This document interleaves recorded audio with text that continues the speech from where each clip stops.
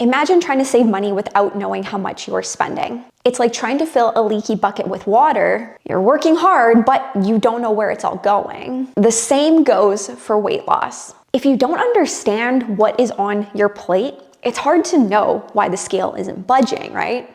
But here's the thing, you can actually lose weight without tracking your macros. Let's go over how. Now, we're gonna go over various strategies today of how you can effectively lose weight without tracking your food. But it is extremely important for us to learn how to walk before we run.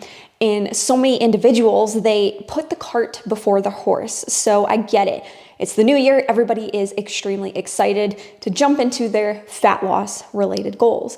And maybe this is new to you. Maybe you have never tried losing weight before and this is your first time and you don't want to track macros. You haven't heard the greatest things about it. You don't want to develop obsessive behaviors or whatever the case may be. However, it's so important to understand that tracking our food creates a really strong foundation so we can eventually be successful without tracking our food. So don't click off the video yet. First things first, tracking your food, at least for a little while, is like creating a budget for your finances. When you track, you start to understand portion sizes, calorie density, and what different foods are made up of. It's the foundation that teaches you how to balance your meals like balancing your bank account. Think of tracking as financial literacy 101 for your nutrition. You're learning where your calorie dollars are going so you can make informed choices down the line. Without this foundational knowledge, it's a lot harder to wing it later. Once you get the hang of things, then you can transition away from tracking your macros while still moving your needle forward. So before you try these subsequent strategies that I'm going to go over here, I highly encourage that you take at least a month here to focus on tracking your food. This is going to give you that foundation that is needed so you can eventually be successful without tracking in the future. Once you have reached that point where you feel like you have had a really good foundation for tracking your food, you understand what specific foods are made up of, then you can transition into these strategies I'm about to discuss. Now, if I haven't convinced you as of yet, a good reason, like I said previously, is because it is going to give you that understanding of what foods are made up of so you can balance your food and your meals appropriately. I remember one time when I first got into nutrition coaching, I had a friend at the time say to me, I'm not going to eat cheese anymore because I'm cutting out carbs. There are no carbs in cheese. And that's not me making fun of this individual. That just goes to show you the lack of knowledge that people have when it comes to the calorie breakdown of specific meals. She was avoiding cheese, thinking that she was cutting out carbs to facilitate the results that she was looking for. Having that understanding of what meals are made up of, like I said, is going to allow you to be successful and not feel like you are spinning your wheels. So really, don't take it lightly how incredibly important it is to take the time to learn to track your food. That is the first step in order for you to say goodbye to tracking eventually. Learn to walk before you run. Once you feel like you have that strong foundation, now it is time to explore other methods where you can shy away from tracking your food, especially if you still have fat loss related goals that you want to prioritize. So you've done your homework with tracking. Now you're ready to ditch the app and take more of an intuitive approach. Strategy number one is to focus on portion control. You can start by using your hand as a guide. This is going to be extremely effective if you want to say goodbye to tracking in an app and even using a food scale. So when you're using your hand as your guide, when it comes to protein sources, focus on using a palm-sized portion for protein, a fist-sized portion for carbs, and a thumb for healthy fats. This is going to help keep your portions reasonable without needing to rely on a food scale. Strategy number two is to prioritize protein and vegetables first and foremost. When you build your meals around lean protein sources and non-starchy vegetables, you naturally create meals that are going to be filling, nutrient dense, and lower in calories. In addition to that, they help you regulate your hunger, which is going to help prevent those dreaded late night snacking and reducing that risk of overconsumption. Strategy number three is to avoid snacking. Snacking is easily one of the sneakiest culprits when it comes to overconsumption. That next to alcohol consumption. A handful of this, a nibble of that, BLTs as I like to call them, bites, licks, and tastes. Whoo, man, do they add up tremendously. So make sure that you are being mindful and self-aware of the amount of snacking that you are doing. If you are struggling to lose weight, regardless if you're tracking your macronutrients or not, that is going to be one of the biggest culprits as to why you are spinning your wheels. So really trying to fill up your fridge with foods that aren't easily accessible, that aren't easy to snack on, and really making sure that you are prioritizing balanced meals every single day.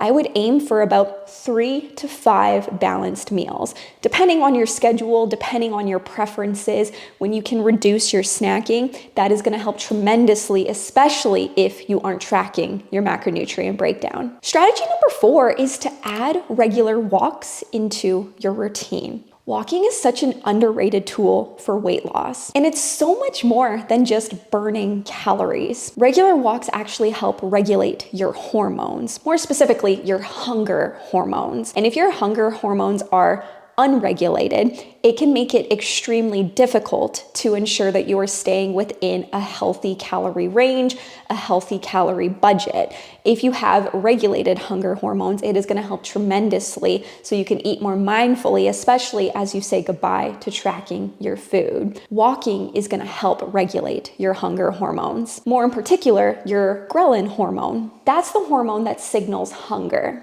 When you walk consistently each day, you're less likely to overeat. And that's just because your body learns to balance its hunger cues so much better. Plus, walking can help reduce stress. It improves your digestion, which can indirectly support weight loss. So I would aim for around 7,500 to 10,000 steps every single day. Yes, 7 days a week. It's going to be extremely beneficial. It's simple, it's effective, and it's free.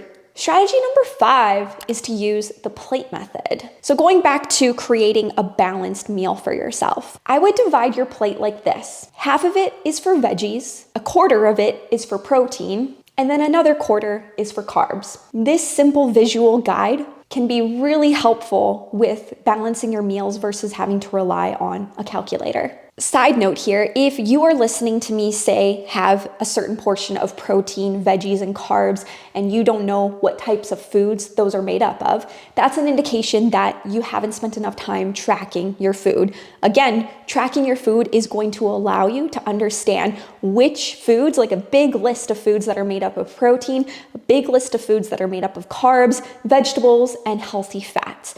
That is why, again, just to go back to the reasoning why tracking your food is so important, it's going to allow you to have that knowledge. So that way, when you're listening to me, you're not asking what is made up of lean protein, what is made up of a non-starchy vegetable. Having that understanding is going to be extremely important first and foremost. All right, strategy number 6 is to stay hydrated. I know that this is one of those strategies where we roll our eyes at. We're like, yeah, I know, I need to drink water. Common sense here. Well, common sense isn't always common practice. And I get it, especially this time of year. I'm up in Canada where it's freezing outside right now. I'm not really having my body signal to me to drink water, whereas when it's plus 30 outside, it's a little bit easier to want to drink more water. So you really have to actively make that time to be intentional with your water consumption. But the reasoning why water is so important is because when we are dehydrated, it's actually a very similar sensation to hunger. We often misjudge whether or not we are hungry or thirsty because they're very similar sensations. So the second we feel like we're hungry, what do? We go and eat, not realizing like, actually, maybe I was just thirsty.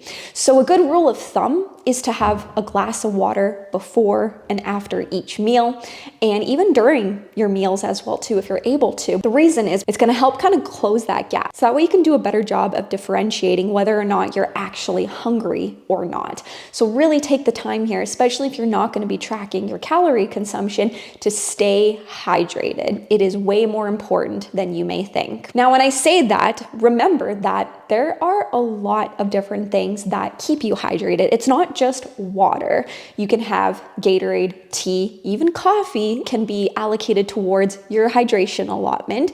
Yes, it dehydrates you, but it's such a trivial amount. The only liquid that you shouldn't count towards your daily liquid allotment is alcohol. But everything else, don't hesitate to be creative. If you have to use crystal lights to flavor your water, having more teas throughout the day to keep you nice and hydrated, even different fruits have a lot of water in them. Strawberries, watermelon, vegetables too, like cucumbers. Those things will help tremendously with keeping you more hydrated. Strategy number 7 here, stick to whole, minimally processed foods.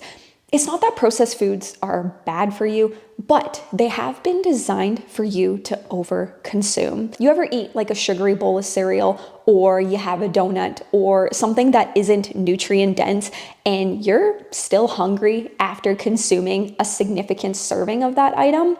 It's because those items have been processed so much to a degree that they don't leave you feeling full because they're more calorie dense versus nutrient dense. So if we are having a lot of processed food in our day, the risk of overconsuming calories just amplifies. Whereas if we take the time to have items that are more whole nutrient based, we're going to feel much more full and satisfied. The more whole, minimally processed foods that you have, the easier it is going to be when it comes to weight loss management. Again, they're just going to be naturally lower in calories, they're more filling, and they're going to keep you feeling much more satisfied, which again will reduce that risk of overconsuming. Last strategy here, and probably the most important strategy of all, is to practice mindful eating. I think that this is an important strategy to implement regardless if you are tracking your food or not. We in a society now are so distracted constantly because of these stupid things. Therefore, we aren't listening to the signals that our body is telling us. And because of that, we can easily overconsume foods when we aren't taking the time to just focus on being mindful with the task at hand. So when I talk about mindful eating, I mean just sitting there and eating and paying attention to what you are doing. So don't scroll on your phone while you are eating. Don't watch TV while you are eating. Just sit there and actively think about what you are doing. Every time you take a bite and you're chewing, think in your head, be like, what am I tasting? What am I feeling? Pay attention to the aromas, the textures, the flavor. Slow down as well too. Take about 20 bites before you swallow. Put the fork down in between each bite. Take a sip of water. There is no rush whatsoever. There's some research that does show when you take the time to be more mindful when you're eating, there is a correlation. It's not a causation, but there is a correlation that it can lead to fat loss. And the reason I think that is because when we slow down when we are eating, our hunger signals in our stomach are coupled with the signals in our brain. So you ever notice, like, after you have a meal and you eat really fast, you're not full right away, and then 15 minutes later it hits you, you're like, oh wow, I'm a lot more full than I realized. I think when we eat too fast, we don't give our body time to let things digest, so that way we can get a true representation of where we are sitting at with our hunger cues.